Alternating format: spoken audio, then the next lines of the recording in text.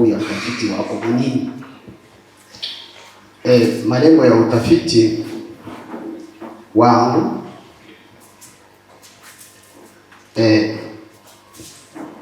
lengo kuu ni kueleza kwa kina asili msingi wa kimaandiko na umuhimu wa vita vya kiroho kwa Mkristo wa leo. Sura ya 2 mstari wa 8 hadi 9 inasema namna gani? Inasema, kwa maana mmeokolewa kwa neema kwa njia ya imani, ambayo hiyo haikutokana na nafsi zenu, bali ni kibali cha Mungu. 5 mustasari wa sura na sura ya 9, maadili, maono na mustakabali wa huduma ya kichungaji. 9:1 maadili. Mwanafunzi wa tatu ambaye anaitwa kwa jina la Dr. Gatoni Dieudonne amepata na alama. Mtu wa tatu ambaye amehitimu, naye akahitimu vizuri sana, mansio ya mzuri na alama ya mzuri. Manake vyote alifanya mzuri, alama mzuri na mansio ya mzuri. Anaitwa Dr. Gatoni Dieudonne. Dr. Gatoni Dieudonne.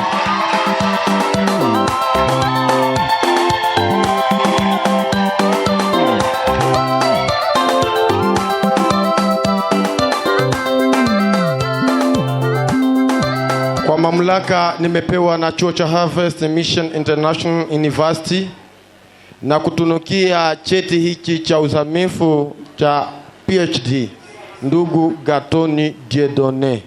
Mungu akuwezeshe na Mungu akusaidie.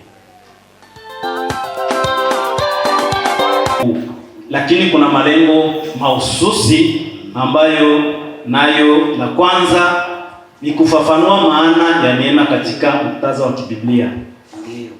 La pili ni kuchambua kwa undani mafundisho ya Mtume Paulo kuhusu neema na wokovu. La tatu ni kuangazia uhusiano kati ya neema, imani na matendo mema. Ndio. Lingine tumesema ni kutoa mapendekezo ya kiutendaji na kiufundishaji kuhusu fundisho la neema. Asante sana. Neno neema linatokana na neno la Kiebrania ambalo linaitwa heri, likiwa na maana ya fadhili, kibali au upendeleo usio wa kawaida ambao Mungu anatoa kwa mwanadamu. Na kwa Kigiriki ni neno ambalo linaitwa charis ama charis, likiwa na maana ya zawadi ya bure ama fadhili zisizostahiliwa au wema usiotegemewa na matendo ya mpokeaji. Hiyo ndio maana msingi ya neema. Asante.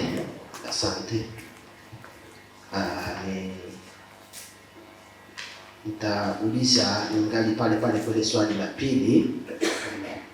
Nitauliza pointi nyingine moja tu. Hili neno neema, kulingana na utafiti wako ulifanya, neno neema tunaweza kuipata katika Agano la Kale? Ndiyo, neno neema liko katika Agano la Kale. Liko katika Agano la Kale. Tunaweza kulipata? Ndiyo. Ninauliza hivi sababu mara nyingi na walimu wengi na wahubiri wengi wanatuonesha ya kwamba neema ni neno la Agano Jipya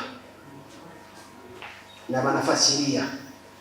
Sasa swali nilikuuliza kama tunaweza kuipata katika Agano la Kale, unasema ndio. Sivyo? Ndio. Okay, sawa. Unaweza tupatia andiko moja tu ya Agano la Kale nasema juu ya neema? Ndio, kusoma katika Mwanzo sura ya 8 pale utaona habari za Nuhu. Nuhu alipata neema mbele za Mungu katika watu wengi wenye walikuwa duniani. Yeye akapata neema ya kujenga safina, akaokoa na familia yake. Asante kabisa. Unajibu vizuri sana. Inaonekana tasnifu yako uliifanyia kazi. Swali la tatu. Kabla ya kulileta kwako, pumzika kwanza kidogo. Sivyo? Ndio. Vuta subira kwanza. Kisha nitaleta swali la 3.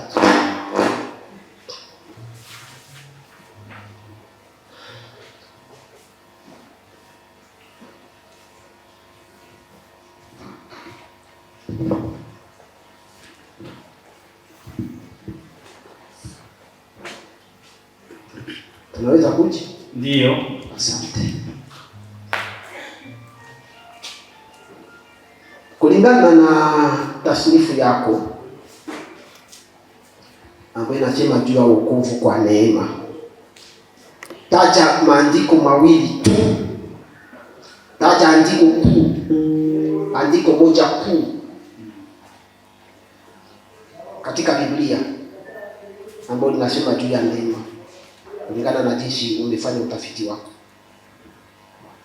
Kwa gisi nimefanya utafiti wa wokovu kwa neema, andiko kuu iko katika waraka wa mtume Paulo kwa Waefeso sura ya 2 mstari wa 8 hadi 9. Inasema namna gani? Inasema, kwa maana mmeokolewa kwa neema kwa njia ya imani, ambayo hiyo haikutokana na nafsi zenu, bali ni kibali cha Mungu, wala si kwa matendo, mtu awaye yote asije akajisifu. Amen. Amen. Tunaweza kuchapia makofi. Nzuri sana. Nzuri sana kabisa. Unafanya vizuri sana.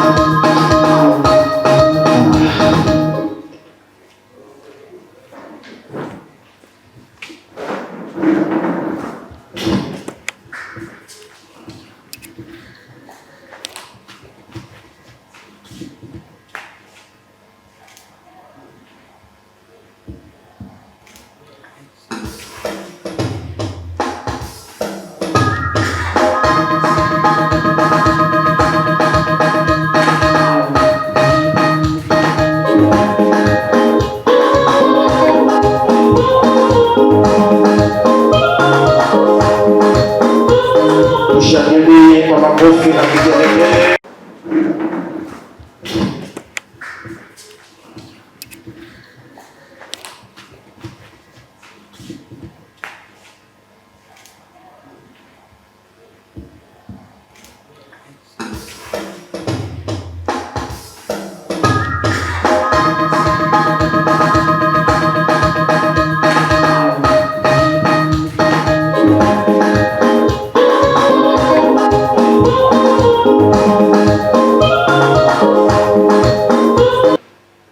Sabiti ya utafiti wako, malengo makuu ya utafiti wako ni nini? Malengo ya utafiti wangu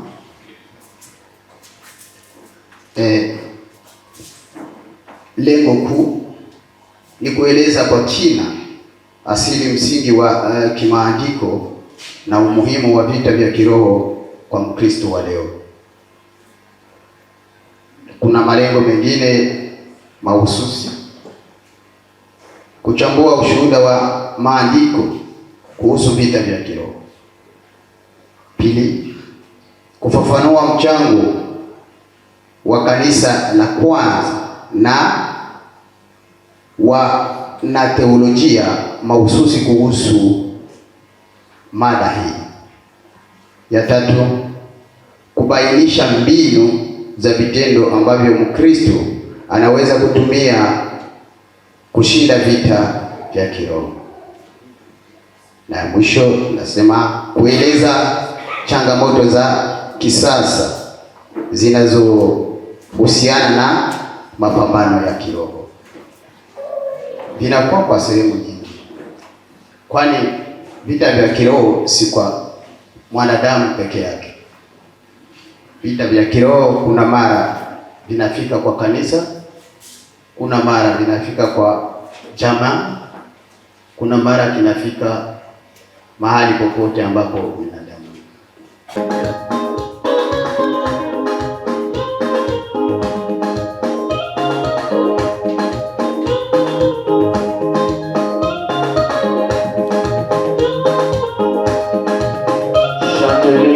Shangilia kwa makofi na vigelegele.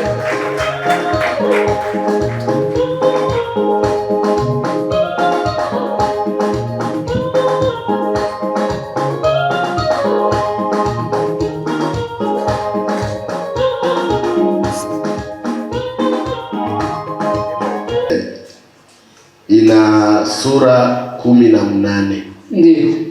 Sura ya kwanza ya tasnifu ni kivuli cha Agano la Kale. Sura ya pili ni hema ya kukutania na sadaka zake. Sura ya tatu ni Azazeli na sikukuu ya upatanisho. Ndiyo. Sura ya 4 kusudi la Agano la Kale. Sura ya 5 kutimiza kwa Kristo. Sura ya 6 Kristo kama sadaka kuu. Sura ya 7 neema kupitia Yesu Kristo. Sura ya 8 agano jipya katika damu. Sura ya 9 kuzaliwa mara ya pili. Sura ya 10 kuishi katika neema. Sura ya 11 ni kutoshwa kwa neno na kwa roho. Sura ya 12 ushuhuda wa watakatifu. Sura ya 14 ushindi juu ya damu. Sura ya 15 maisha mapya katika Kristo. Sura ya 16 tumaini la ufufuko, kutoka mauti hadi ufufuko. Na sura ya mwisho ni mwaliko wa neema, chagua uzima.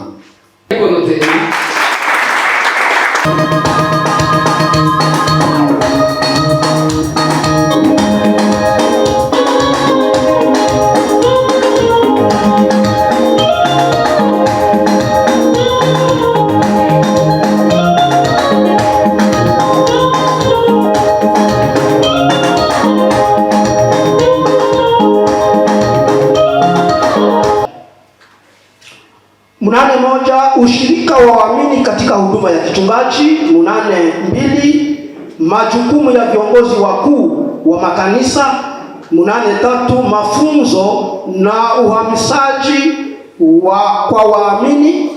8.4 ushirikiano wa kanisa na jamii. 8.5 mustasari wa sura. Na sura ya 9 maadili, maono na mustakabali wa huduma ya kichungaji. 9.1 maadili ya huduma ya kichungaji. 9.2 maono ya huduma ya baadaye. 9.3 kujenga huduma endelevu na jumuishi. 9.4 mafunzo kwa vizazi vijavyo vya wachungaji. Na 9.5 hitimisho kuu la kazi. Sehemu ya mwisho ni bibliolojia, ambamo tumepata haya mambo. Tumpigie mkono. Tunashukuru sana Dr. Gato.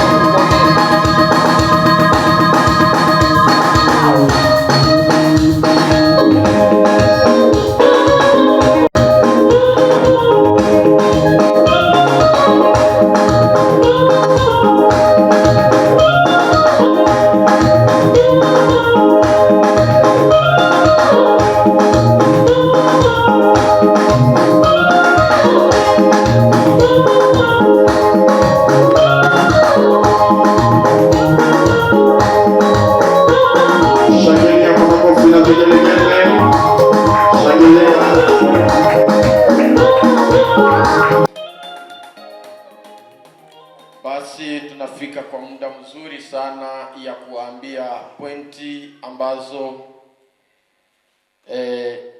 ndugu zetu wametoa kwa kazi kubwa ambayo wamefanya ya defense. Na mwanafunzi wa pili anaitwa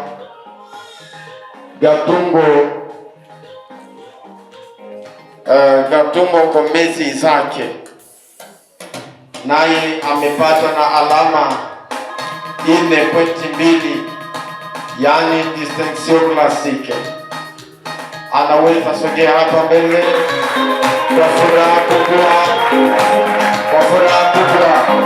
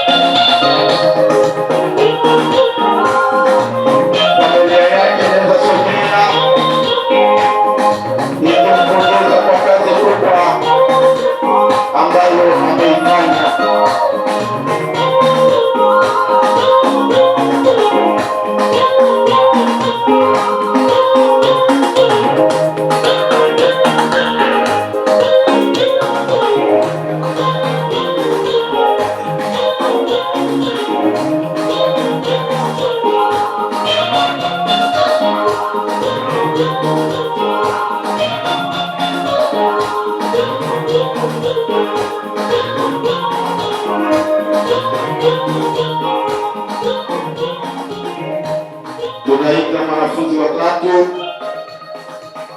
ambaye anaitwa kwa jina la Dr. Gatoni Dieudonné. Amepata na alama 4.1 dissection classique.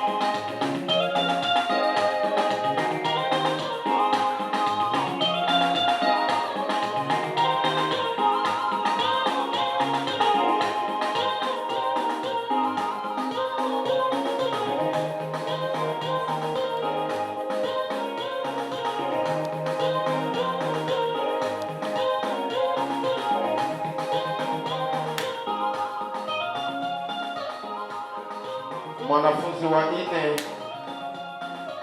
anaitwa Kulimushi Bianchira Arle. Huyu amepata na 4.1 dissection classique.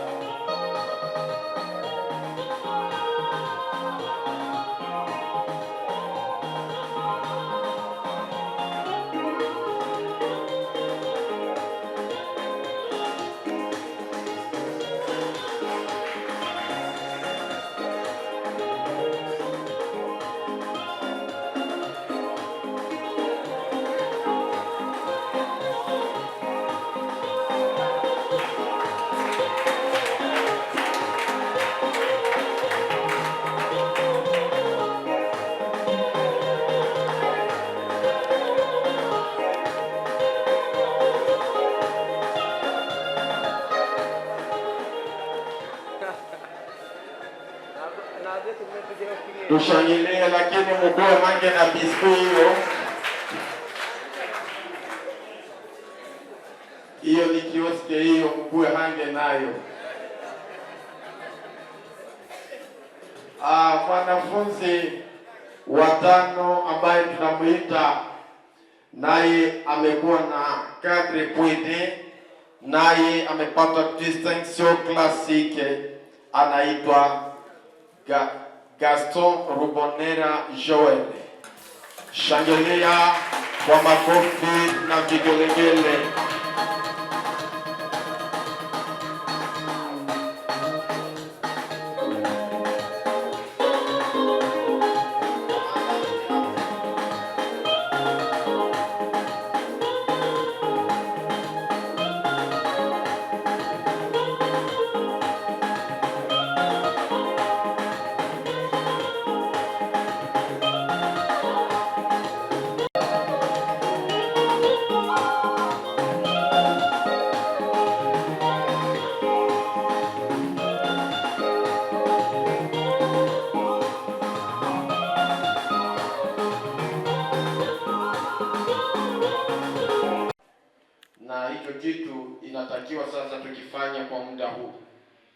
Kwa hivi tunatangazia wanafunzi wote ambao wako mahali hapa ambao watafanya mahitimu ya kwamba tunatoka mara moja tunaenda kuvaa, na hatutaenda kuvalia tena kule chini kama vile tulikuwa tumepatana.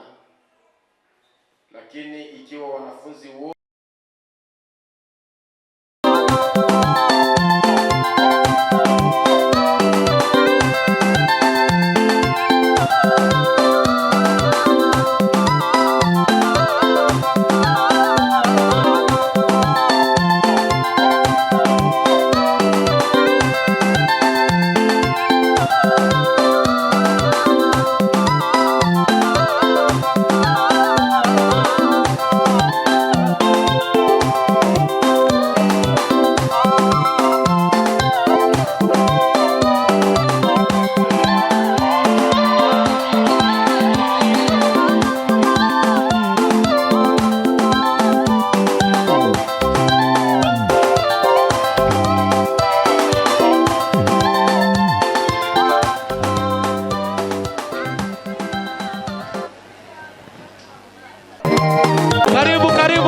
karibu sana.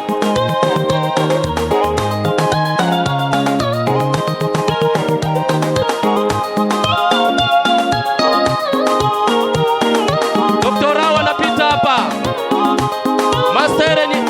Master ni hapa. Hii nafasi ya master. Diploma ni hapo. Certificate na degree ni pale. Hapana, master hapo.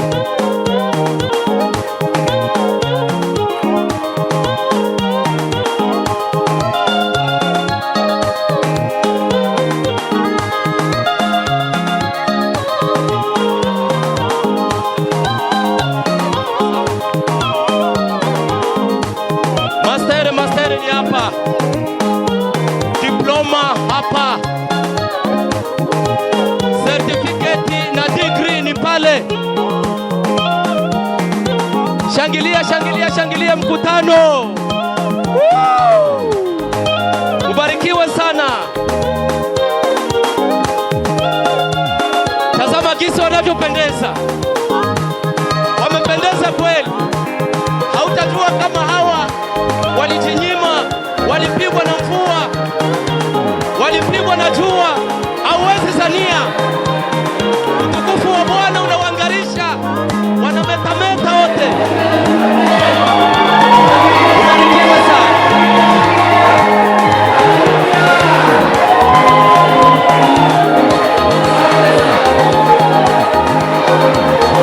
Ubarikiwe, ubarikiwe wapendwa. Ndio.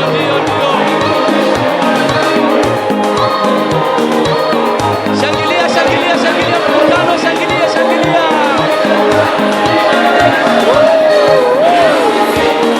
Barikiwa sana.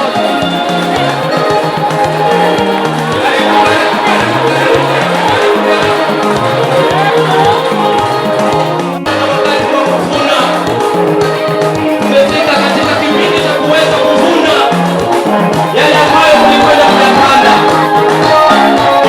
Mungu awabariki sana.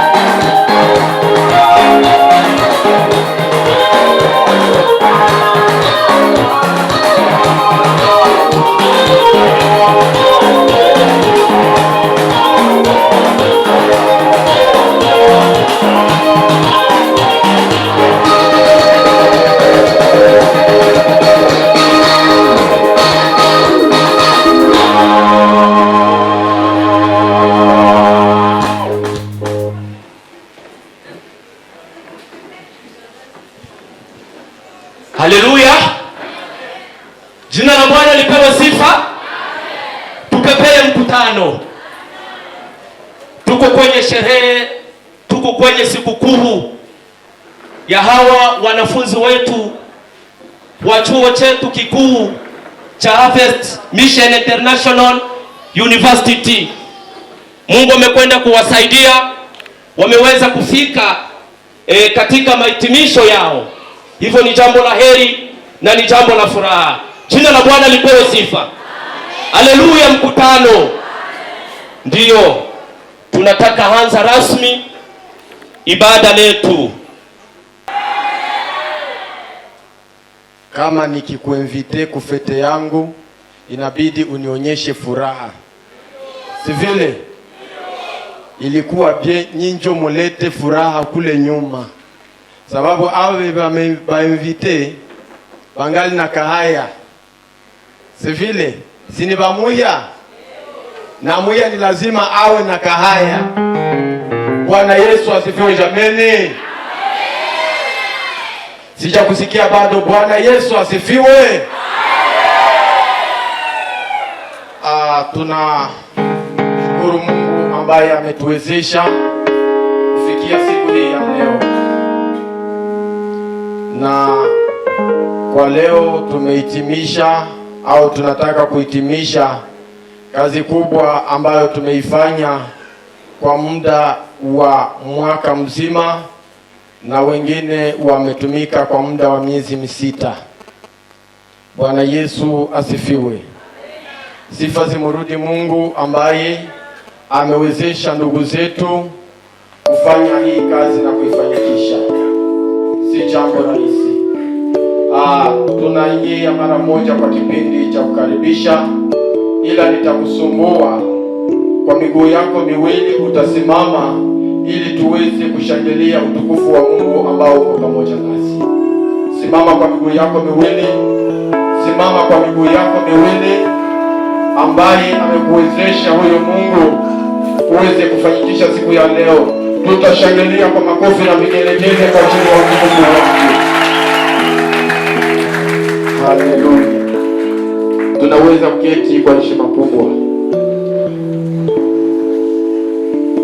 Mnajua juu ya nini nimesema tusimame? Ni kwa sababu huyu Mungu ambaye amekuwezesha kuwa mahali hapa anastahili sifa na heshima.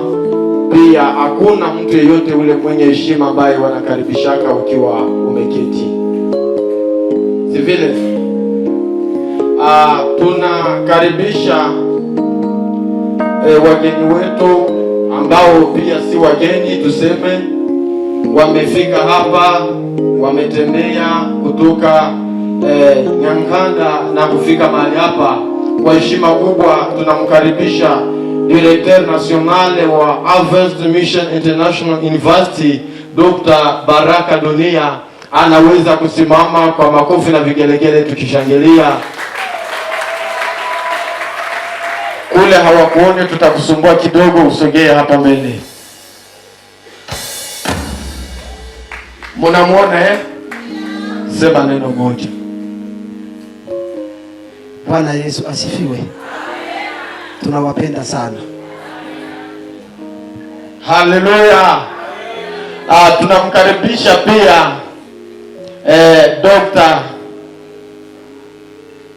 James Pandisa ambaye pia naye ametokea kule, pia naye ni profesa kwenye chuo chetu cha Harvest Mission International University kwenye kampisi ya Nyanganda. Anaweza kusimama kwa heshima kubwa ili tumuone. Sogea hapa mbele tukuone. Mnamuona Sema neno moja.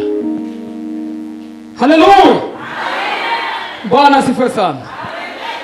Tunawashukuru sana kwa ujio wenu katika hii sherehe nzuri sana. Amen.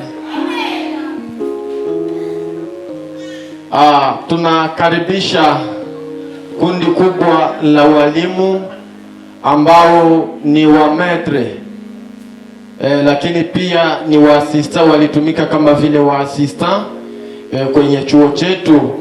Wa metre ambao walikuwa waasista wanaweza kusimama. Mnaweza kusogea hapa mbele. Mnawaona? Mbona ndio. Nini yenye nawakaba milibu? Nini yenye nawakaba milibu? Ndio. Tuko mkilio? Acha roho mubaya. Mnawaona? hakuna mwanafunzi kuvaa toshi pasipo hawa, na wengine wangali wanaikaa. Hakuna mwanafunzi kuvaa toshi pasipo. Kwa hiyo tuwapigie mikono kwa heshima kubwa, tunawaheshimu sana. Sisi kwenye chuo chetu hatukuwake tunaangaje mwalimu kufundisha kama hana master. Yaani inabidi awe maître. Inabidi awe na cheti cha master ndio tunamwangaje kuwa assistant. Lakini pia tunakaribisha kamati ambamo mko sekretari. Kwa pekee kwanza tunamkaribisha, anaweza kusimama. Mshangilie kwa makofi na vigelegele. Huyu muda si mrefu ataanza kuitwa Dr. Nkomezi Isaac. Ukiita Nkomezi Isaac pasipo dokta, hiyo sio jina yake. Na nisikia pere? Baki kuita Nkomezi Isaac usitike, pana mwingine banoita. Nabidi baongeze dokta. Haleluya. Ile ya ubishop utatia, utaongezea pia na hapa na pale kwa maeneo mengine. Haleluya. Unaweza keti, Mungu akubariki. Kwa pekee tena tunamkaribisha director wa hii chuo hapa ambaye yuko kwenye sehemu ya wadokteri watarajiwa, naye anaweza kusimama. Haleluya. Naye huyu ndiye kiongozi wa chuo chetu hapa, naye muda si mrefu kwa jina lake kunaenda ongezwa Dr. DR. Ukimwandikia kabarua inabidi uanze na DR. Haleluya. Hata Yesu, sio kusema kujitapa, hata Yesu naye alikuwa anaitwa Rabi. Maana yake mwalimu mkuu. Sasa haina budi mimi nikwambie uite mchungaji uanze na DR, sababu ni daktari, yani naye ni mwalimu, lakini mkuu ni Kristo. Haleluya. Unaweza kiti, Mungu akubariki. Tunaenda kukaribisha mwenye ko charge na finance ya chuo chetu hapa. Naye ni daktari mtarajiwa, anaweza kusimama. Tushangilie kwa makofi na vigelegele. Huyu baba ndiye anaangalia finance yote ya chuo. Tuanke kuhusu pesa, huyo ndiye anaangalia. Na kwa kanisa tunamuita mweka hazina. Haleluya. Naye si mwingine anaitwa, kwa muda mwingine ataitwa Dr. Byanjira Kulimushi. Kwa leo tunamuitaga Byanjira Kulimushi au Metre Kulimushi, lakini kwa muda mwingine tutaanza kumuita Dr. Byanjira Kulimushi. Haleluya. Unaweza keti, Mungu akubariki. Tunakaribisha mwenyeko charge na kusanya pesa yote ya chuo na kuipeleka kwa zina. Naye si mwingine ni Metre, anaweza kusimama mahali alipo na nasogea hapa mbele wamuone. Shangilia kwa makofi na vigelegele. Pesa haikuji mara moja kutoka kwa mwanafunzi au kutoka sehemu nyingine na kufikia kwa Dr. Kulimushi.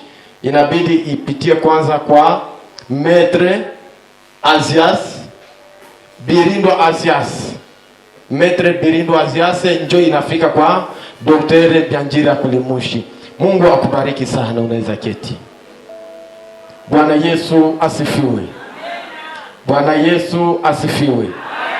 Tunaenda kukaribisha wachungaji wote, mabishop wote ambao wako hapa, watumishi wa kazi ya Mungu, watumwa wa Kristo. Tunawakaribisha kwa upekee. Heshima zenu tunazijua na tunazirekonetre. Mungu awabariki. Mnaweza kupepea tu, tutawasumbua kidogo. Haleluya, haleluya. Nimesema watumishi wamesimama kama watatu. Ni message yenye ko zaidi ya message ya Trump. It's a very good message than the method of Trump. Ni message yenye ko juu ya message ya mwanadamu awaye yote. It is the message which is over other message of the human being. Tafsiri mubaya. If you translate it badly, hauna problem na watu, kuna problem na Mungu. Don't have problem with the person, but you have problem with God. Bwana tubariki. God bless us. Bwana bariki neno lake. And God bless his word. Amen. Amen.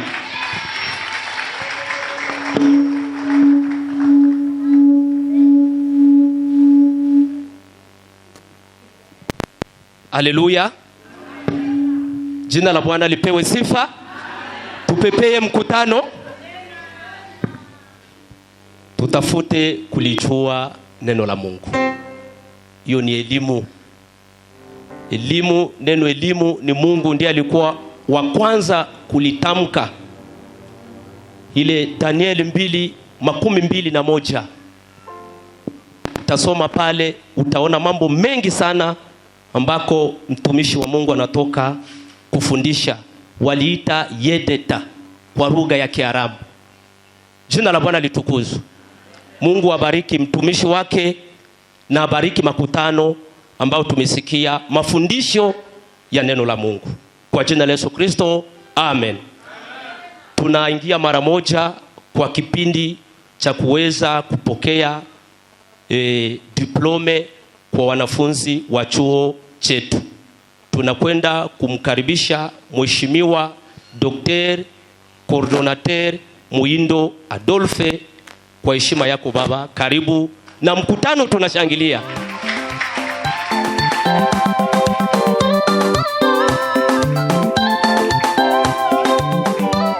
Bwana Yesu asifiwe.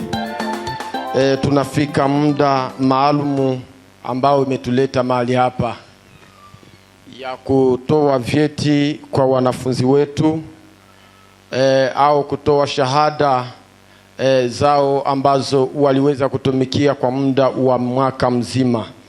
Na tutaanzia kutoa vyeti kwa wanafunzi wa daktari, sababu hao ndio tutapatia vyeti tu, nao watafanya sasa kazi nyingine itakayobaki.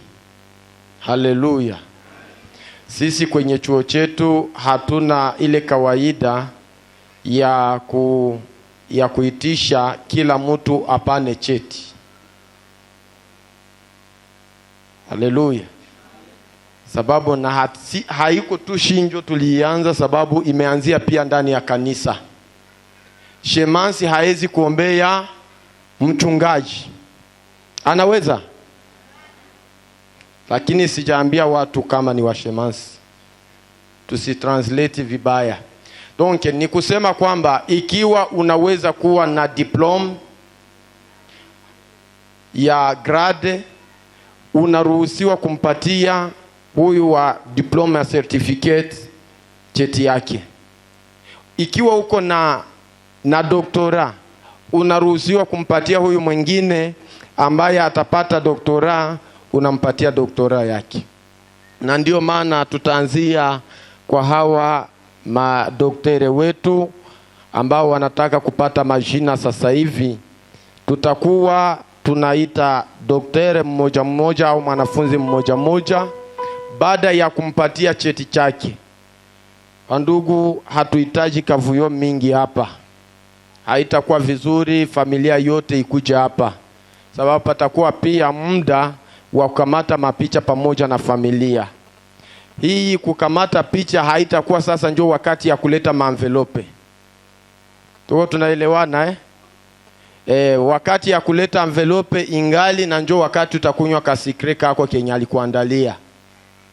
Usipane envelope na hauyapata cha kunywa. Lakini sijakuambia urudiane envelope. Na mara moja tutaita watumishi wa Mungu, madokteri ambao wamekuja kutoka Nyankanda. Wanaweza kuja ili tusaidiane nao kwa kazi hii.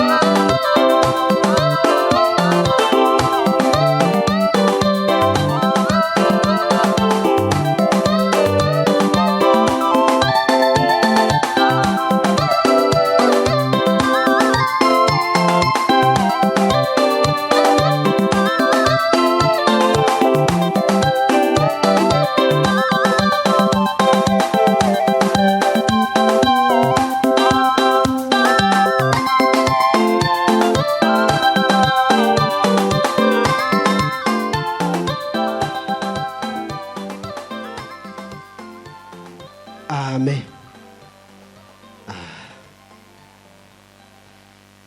Tunaanza mara moja. Naja watu wiko kilio kwa chungulia nani ndio wataita wa kwanza, nani. Tunaniangalia tu pale, nani daktari ataita wa kwanza. Lakini usifikiri kama mwenye tunaita wa kwanza maana ndio itoka wa kwanza. Hapana. Kesi basi ule ndio walita wa kwanza ndio itoka wa kwanza ule. Hapana. Tunaita tu ndio vile vitu viko. Sawa? Tunaita Dr. Amani. Dr. Amani. Karibu sana. Applaudissez pour la gloire de Dieu. Applaudissez.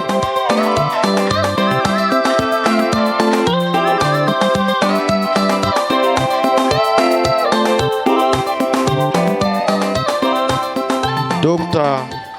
Amani Lufungulo. Kwa mamlaka nimepewa na chuo cha Harvest Mission International University na kutunukia cheti hiki cha usanifu au PhD. Mungu akuwezeshe na kuongoze.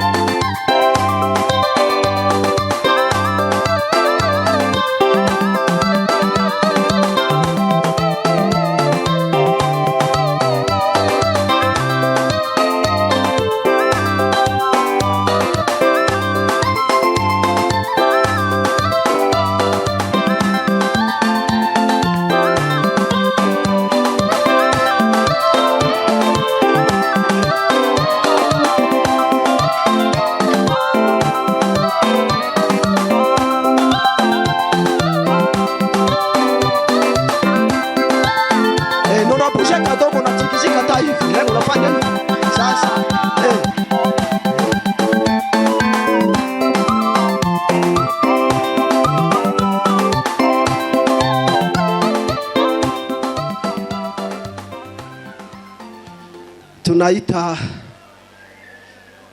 mtu wa pili. Unapenda kuja nani nje wataita pale.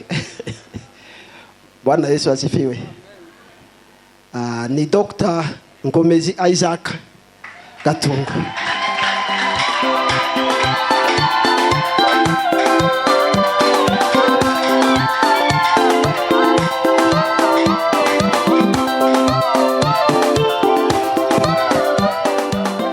Kwa mamlaka nimepewa na chuo cha Harvest Mission International University na kutunukia ndugu Dr. Ngomezi Isaac Gatungo cheti hiki cha usanifu au PhD. Mungu akuwezeshe na Mungu akusaidie.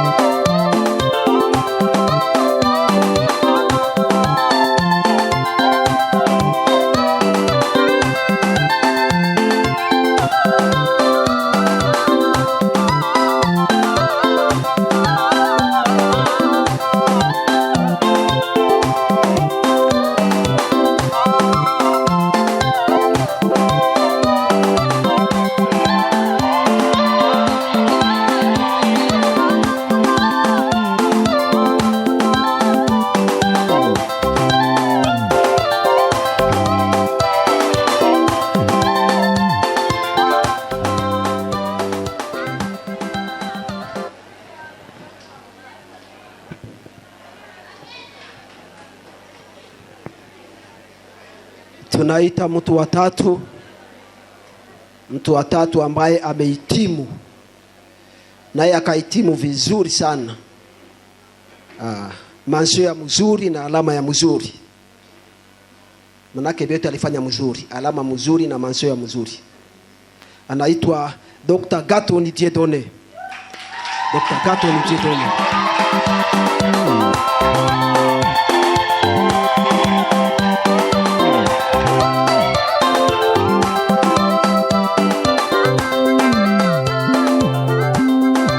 Kwa mamlaka nimepewa na chuo cha Harvest Mission International University na kutunukia cheti hiki cha uzamifu cha PhD, ndugu Gaton Dieudonné. Mungu akuwezeshe na Mungu akusaidie.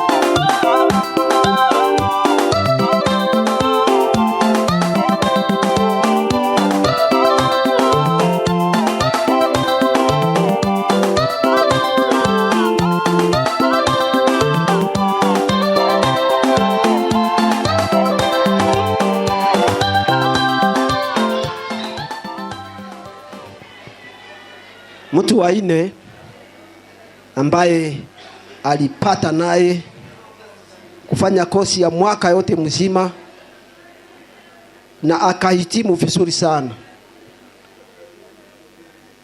Alipata alama za mzuri na mansio ya mzuri. Tumutai jina lake? Jina lake naanza na Ga. Dr. Gaston Rubonera Joel.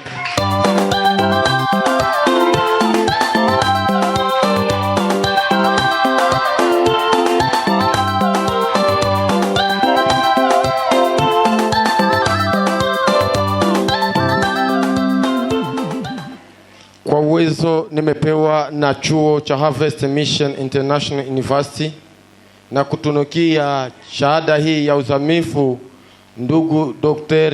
Gaston Rubonera Joel. Mungu akusaidie na Mungu akuwezeshe.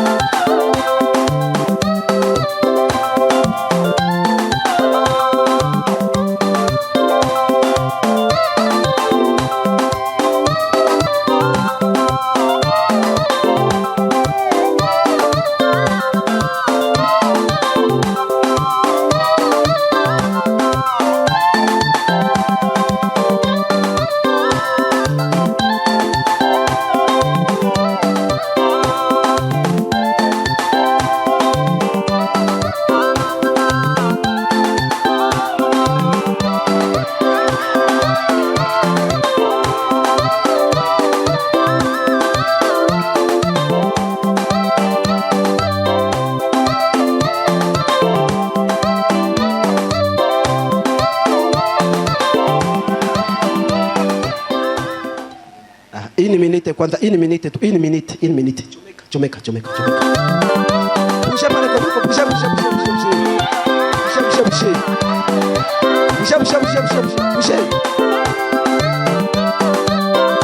Pusha to.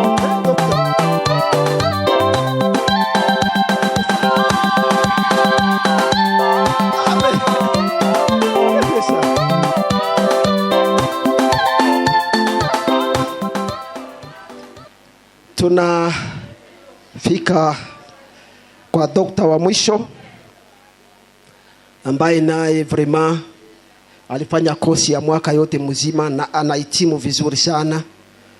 Lakini niko na neno mimi nataka sema kwamba dokta wetu wote walihitimu vizuri kabisa. Wote walihitimu vizuri sana. Acha tuite mtu wa nyuma, anaitwa Dr. Kulimushi Bianjira. Karibu sana.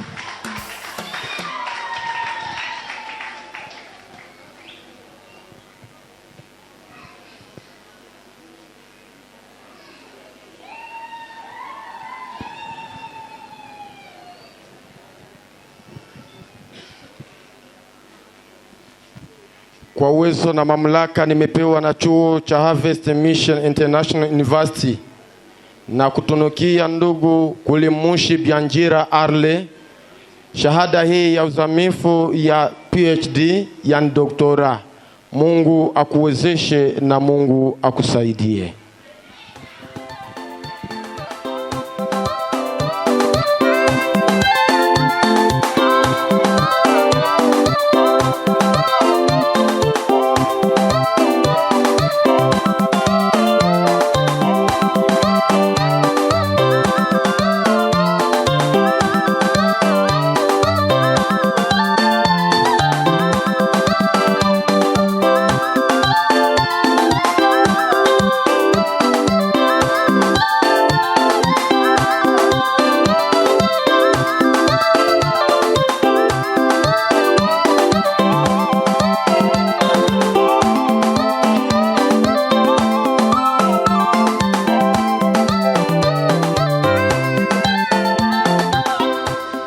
Mwache niulize mkutano.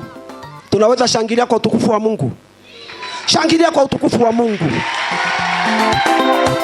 Shangilia kabisa, shangilia kwa utukufu wa Mungu.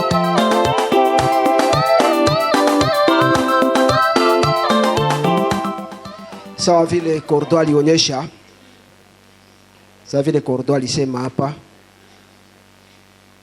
Sisi tunasimamia kwanza hapo. Tunasimamia kwanza hapo. Tuna kama tutikala pembeni kama namna gani. Kuna wengine sasa wenyewe watapeana vyeti vyenye vinasalia. Sisi na sisi tunachoka, mtuache tupumzike kidogo. Amen.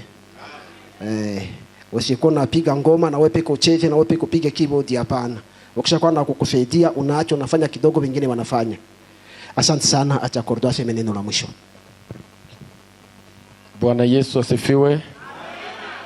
Kama vile tunaendeleaga kufundisha, tunasema ya kwamba mwalimu bora ni yule ambaye atafanya kazi, na wakati anafanya kazi pamoja na wanafunzi wanaangalia. Muda mwingine anawaacha wao wenyewe wanafanya kazi naye anaangalia, na muda mwingine anawaachia kazi wanafanya wenyewe. Haleluya. Na hivi hawa watu tayari wamesha kuwa na jina. Hawako wa kiriku. Mnajua kiriku?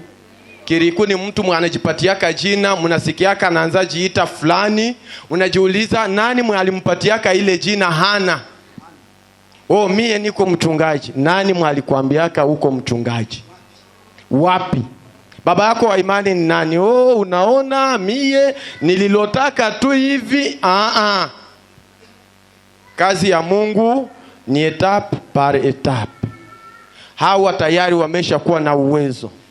Hii uwezo yenye nilikuwa nasema uwezo nimepewa na chuo, na mimi kwa muda huu na wakabidhi ile uwezo kwa jina la Yesu. Mungu awawezeshe na mfanikishe hii kazi ambayo mnataka kuanza muda huu. Mnaweza kusimama kidogo tukamate picha pamoja nao.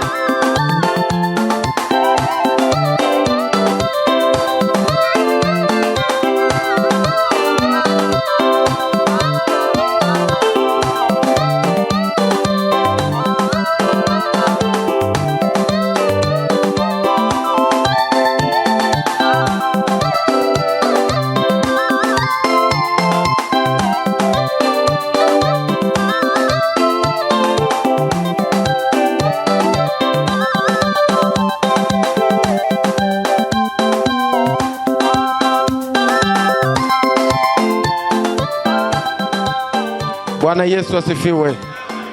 Kama vile kiongozi Dr. amesema, tutafanya nao kazi. Tutakuwa tunaita mwanafunzi, nao wanafanya hii kazi ambayo nimefanya. Sawa? Tunaita mwanafunzi na nyinyi mnafanya hii kazi. Lakini wale ambao kama kawaida yetu, wale ambao wanapigaka magoti ni wale ambao wanapewa cheti ya PhD wala master. Ukipiga magoti wewe wa ngazi nyingine ujue kama amande ya 100,000 francs cash inatoka, lakini naamini ya kwamba hauwezi putre juu 100,000 mwa hizi masiku ni hatari. Basi karibu DJ kwa muziki kidogo. Tunaomba vyeti vya master.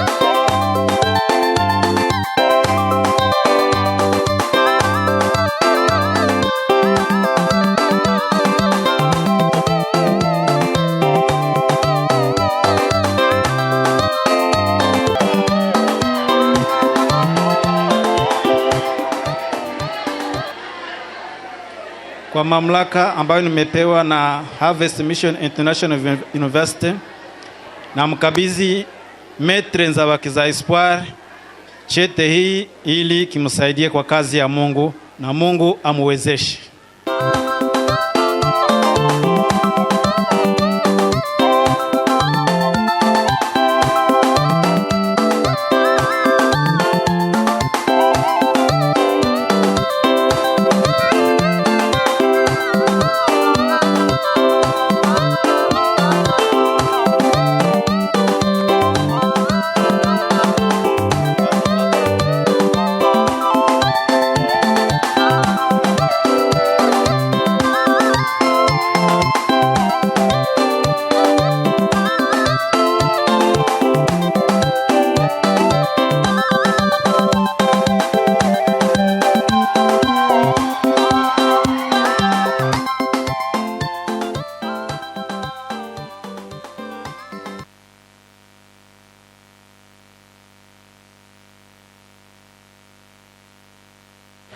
Bwana Yesu asifiwe. Tunamaanisha level ya masters. Tunamanishana na bametre. Bametre tunamanishana na nyinyi. Alo? Alo bametre? Furaha iko? Sawa. Tunamanishana na bametre. Dumbuiza kadogo tusikie kule wa dumbuiza kadogo.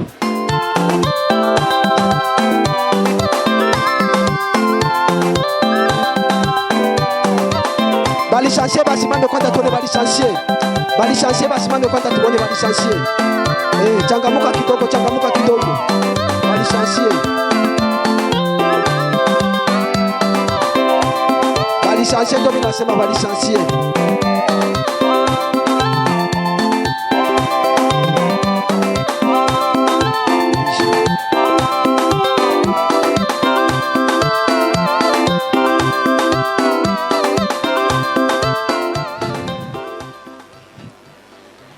Aba muluga kwenye masomo inatoka banaita hii diplome iko bachelor, lakini muluga ya Kifaransa wanasema ni licence. Mimi napenda nirudie kaka kitu kidogo.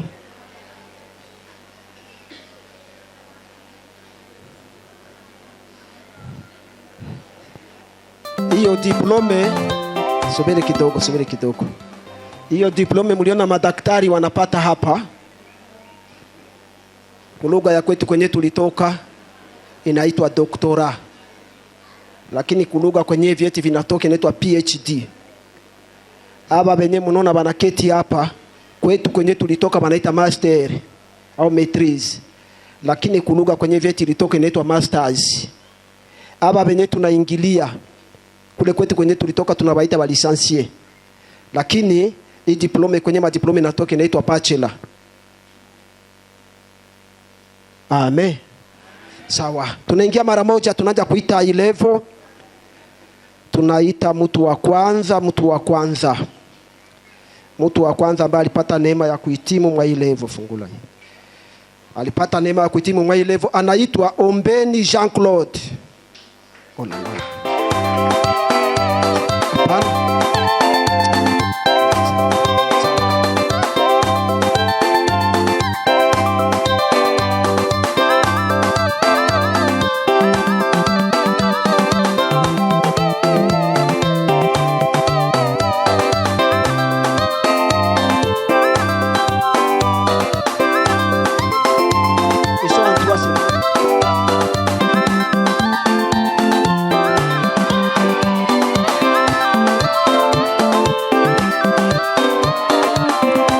Mamlaka nimepewa na chuo cha Harvest Mission International University na mkabidhi ndugu Ombeni Jean-Claude cheti hii au shahada ya lisansi. Mungu akubariki.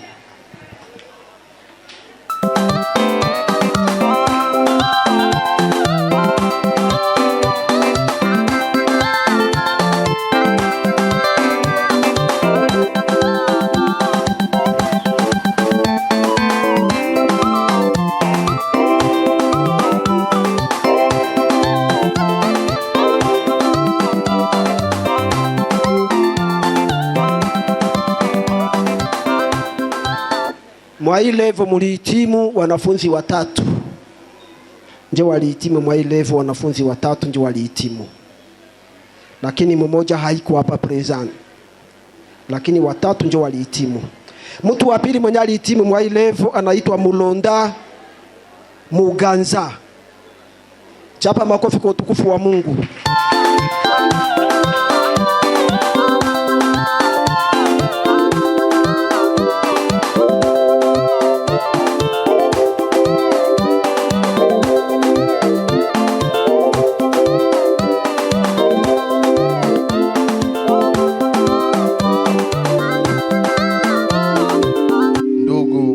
Muganza, kwa mamlaka nimepewa na chuo cha Harvest Mission International University na kupatia shahada hii ya lisansi. Mungu akuwezeshe.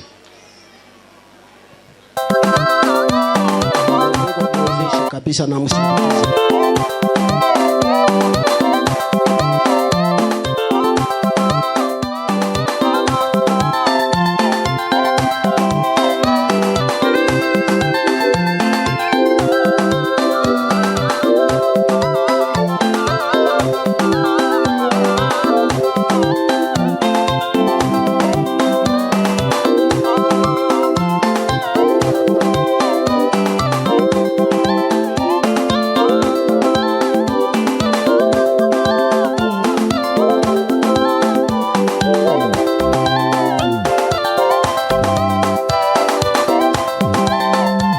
Mtu wa tatu ambaye amehitimu katika hii level ya lisansi, hii level ya bachelor,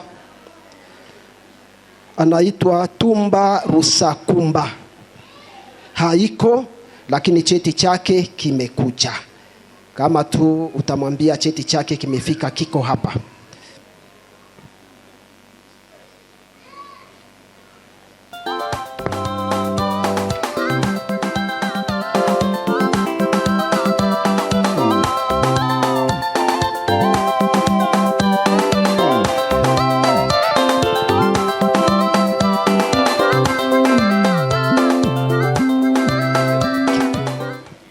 Ndiyo tunaingia mulevo, tuseme kwa hii chuo tukianzia juu.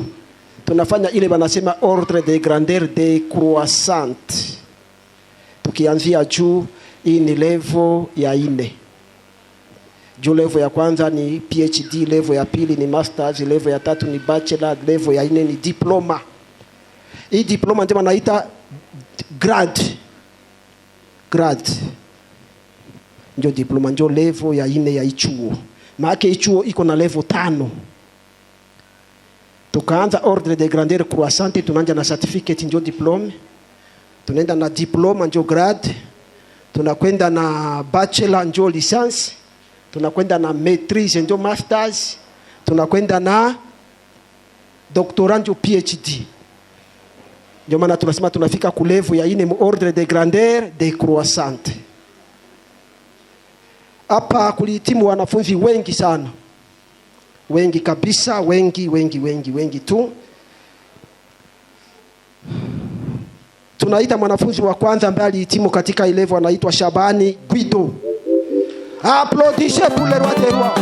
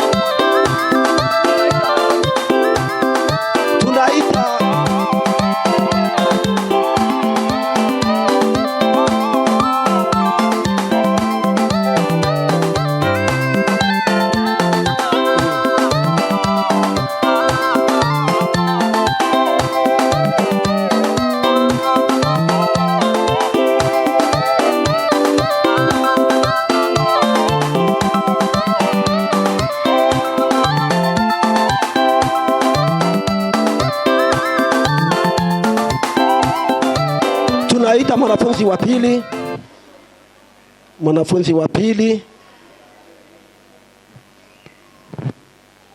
Mwanafunzi wa pili ni Ngirioni Hagabimana Patrick.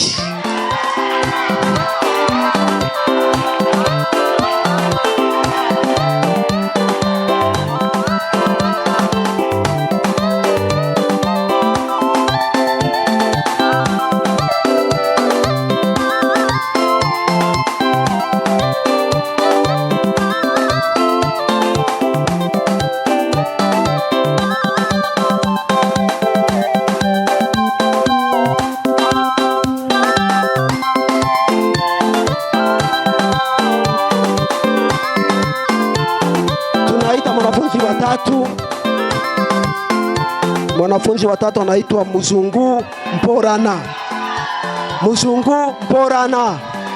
Karibu sana Muzungu Mporana.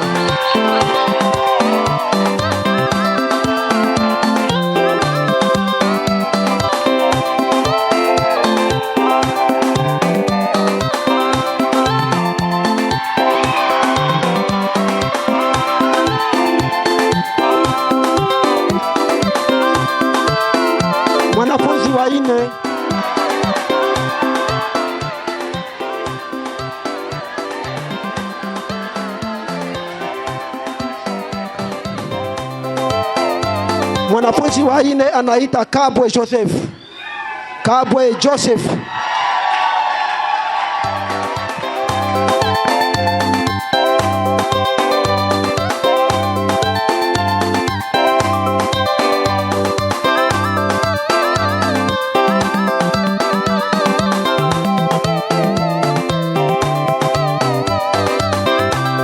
Tunaita mwanafunzi mwingine anaitwa Nkurikiinga Clement.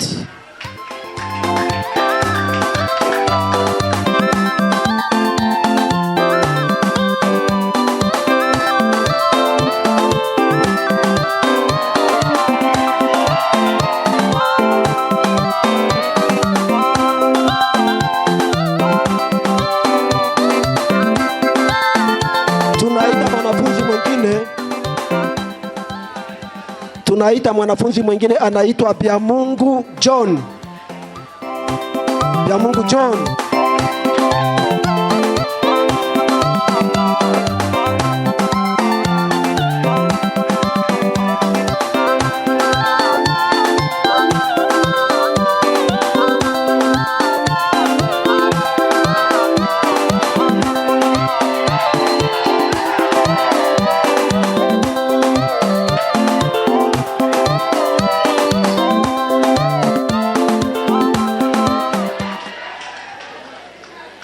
Tunaita mwanafunzi mwingine anaitwa Rukundo Kado. Rukundo Kado. Karibu sana Rukundo Kado.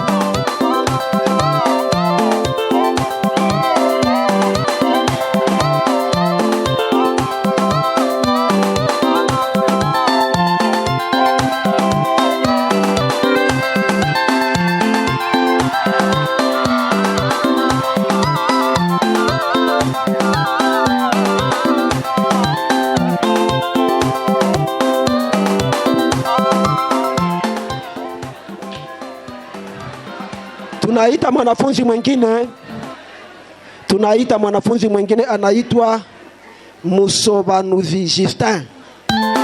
Karibu sana. Karibu sana, karibu sana.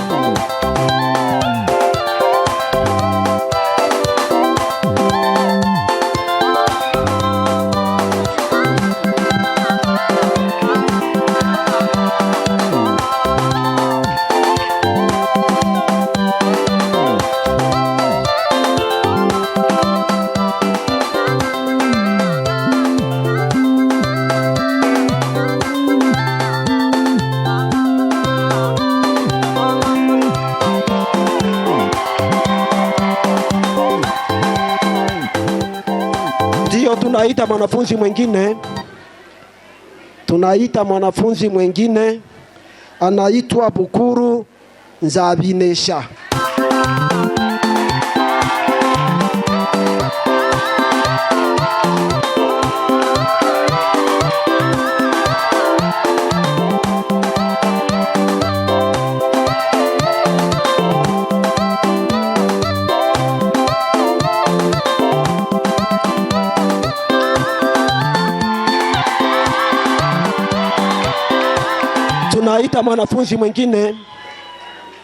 Tunaita mwanafunzi mwingine anaitwa Zawadi Amisa.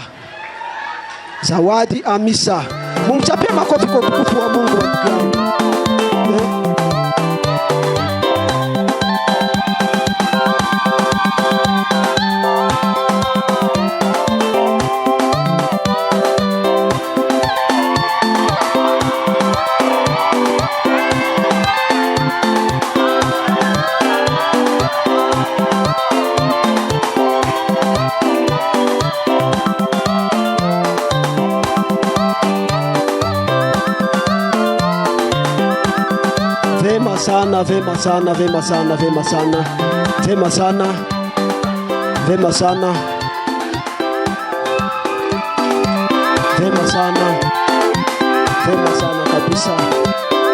Vema sana. Kabisa. Vema sana kabisa Zawadi. Vema kabisa Zawadi. Très bien ça Zawadi. Zawadi, félicitations. Félicitations, en tout cas félicitations. Tunaita mwanafunzi mwingine anaitwa Munyentwari Valer.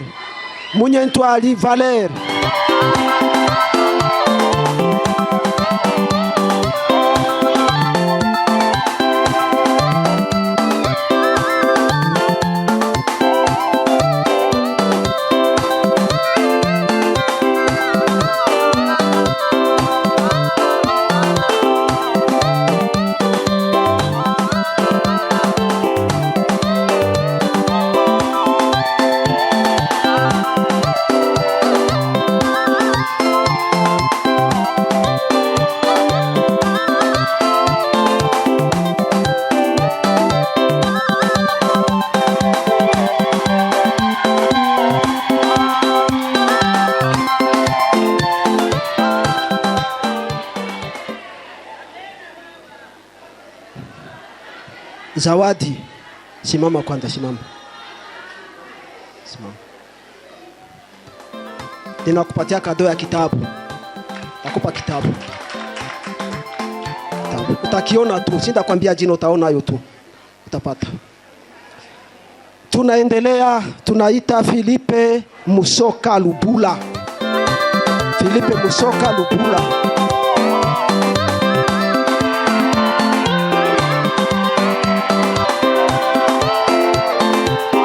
Très bien ça.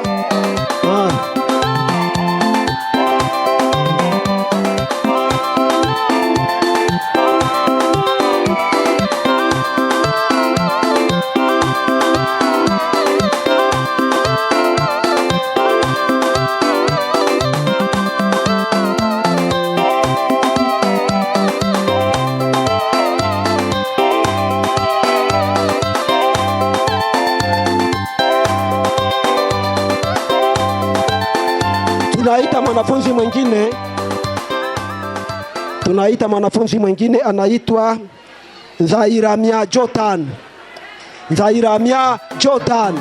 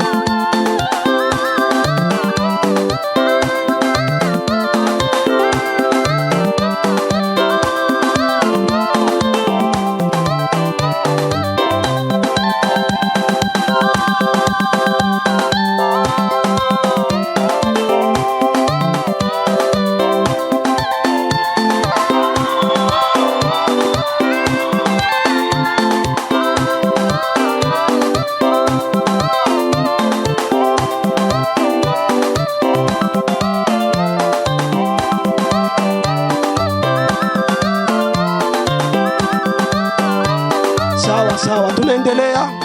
Tunaita nyina umwami Esperance. Mumuchapie tu makofi, mumuchapie makofi.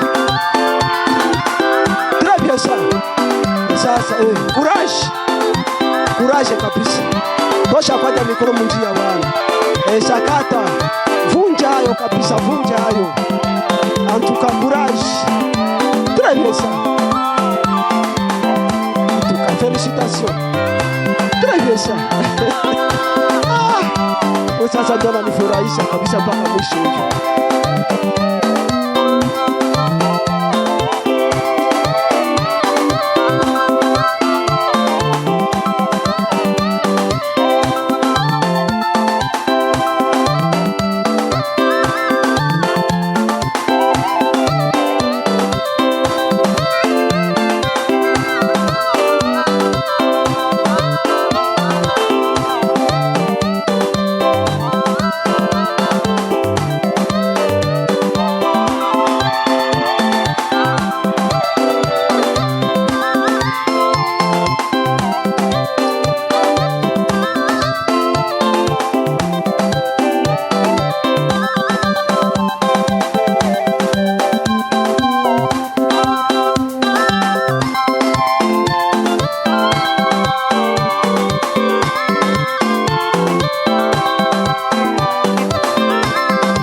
Tunaita mwanafunzi mwingine.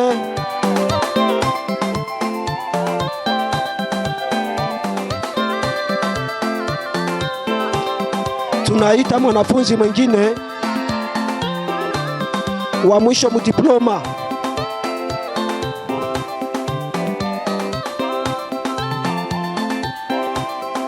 Mwanafunzi wa mwisho mulevo ya diploma anaitwa Simire Giovanni. Haiko hapa, iko Simire Giovanni. Courage maman, courage, félicitations.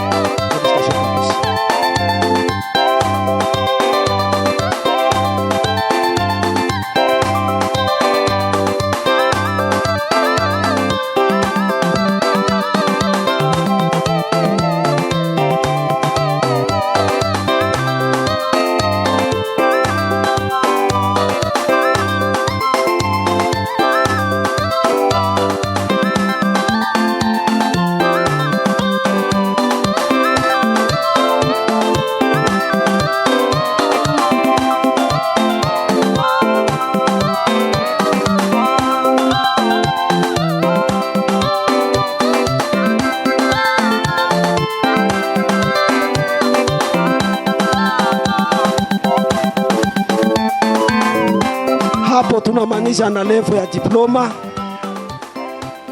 Nilisema tulianza tunaenda na ordre de grandeur de croissante. Tunamaanisha na level ya diploma. Tunataka fika level sasa ya mwanzo. Ndio tunataka fika kwa level ya mwanzo. Na kabla tu ya ianza dumbuiza tena kingine kadogo dumbuiza. Okay. Tunachangamuka tuchangamuke. Très bien ça. Muziki katusindikiza.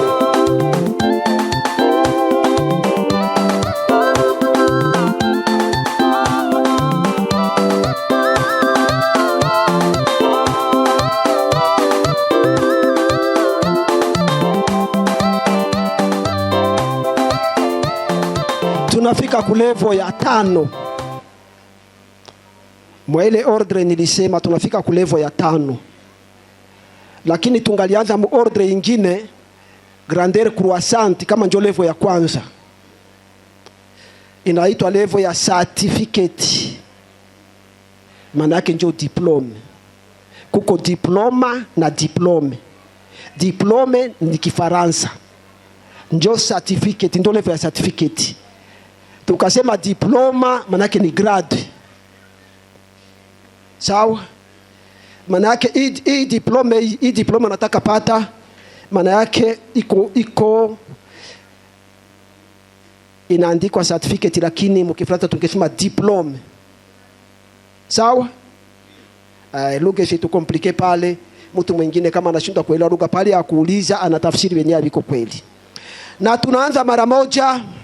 Mwa ile level mwanafunzi wa kwanza ni Mbasha Mugale. Mbasha Mugale Jospe.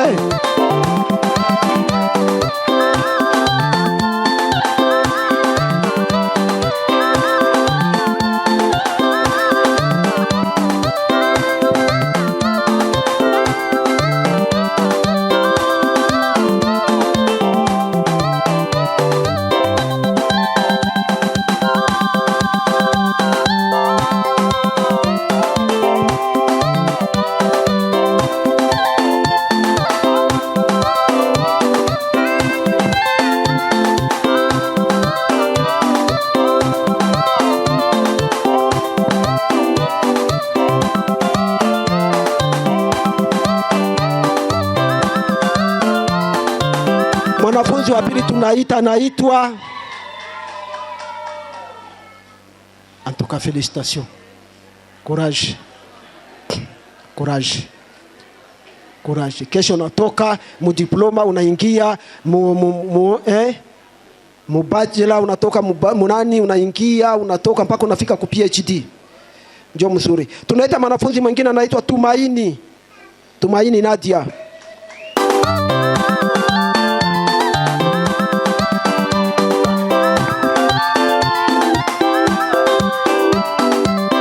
Félicitations maman, félicitations kabisa.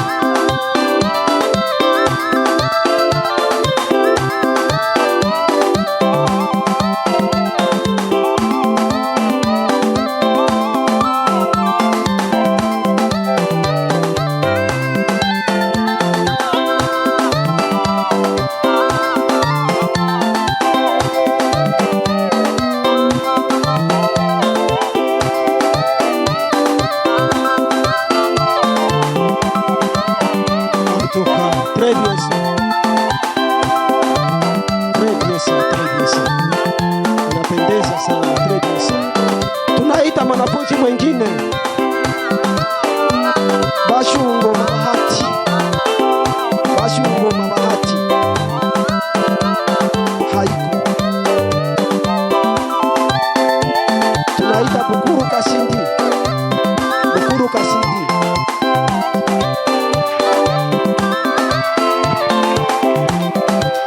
Courage, en tout cas, félicitations, courage. Courage, kabisa.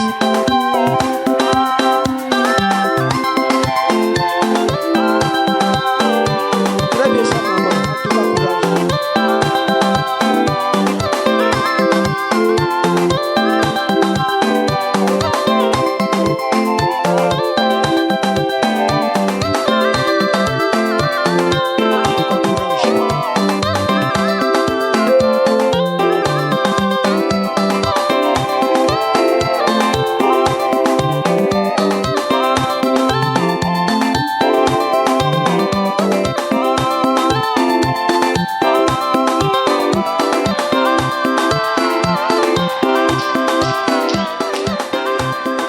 Tunaita mwanafunzi mwingine anaitwa Dorcas Mulonda. Dorcas Mulonda Rosette. Karibu sana. Karibu sana mama Dorcas Mulonda. Courage mamangu, courage sana, courage. Courage kabisa. Courage.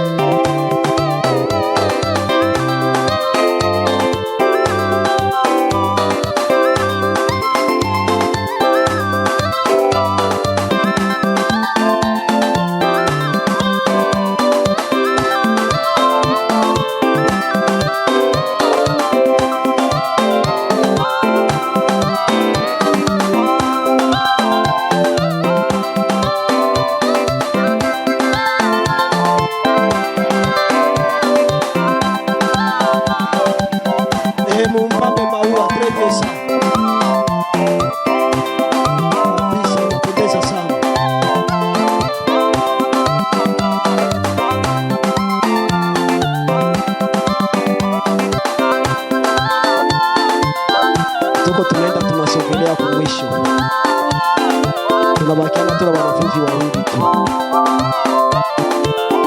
na tunamaliza. Mwanafunzi mwingine mlevu ya certificate anaitwa Butoto ili hose.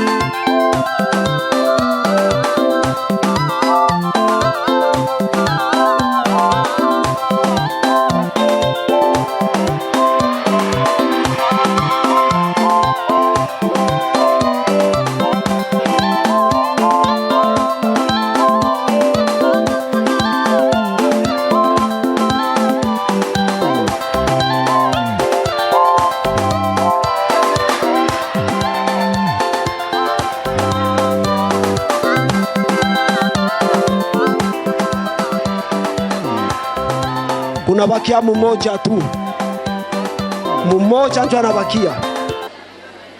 Kunabakia mmoja tu. Mnapenda mjue jina yake? Nyangabire. Mwiriji Nyangabire.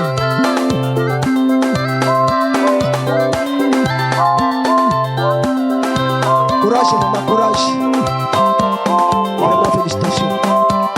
Félicitations.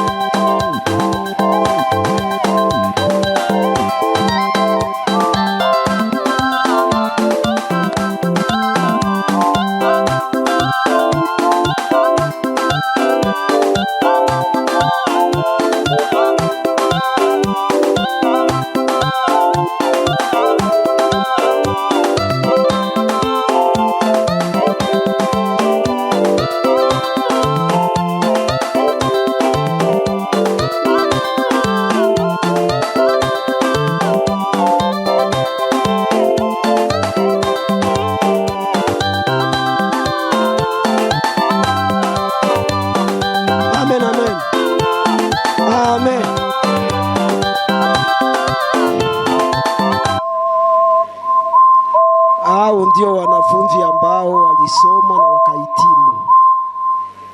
Mimi nawaza hakuna mwenye tunaacha. Kila mwenye alisoma na akahitimu tulimuita. Sasa mimi kazi yangu inaishia kwanza hapa. Mimi napumzika kidogo na kunywa maji kidogo. Mimi namuita Cordona yaendelee. Karibu sana. Bwana Yesu asifiwe. Bwana Yesu asifiwe jameni. Wanafunzi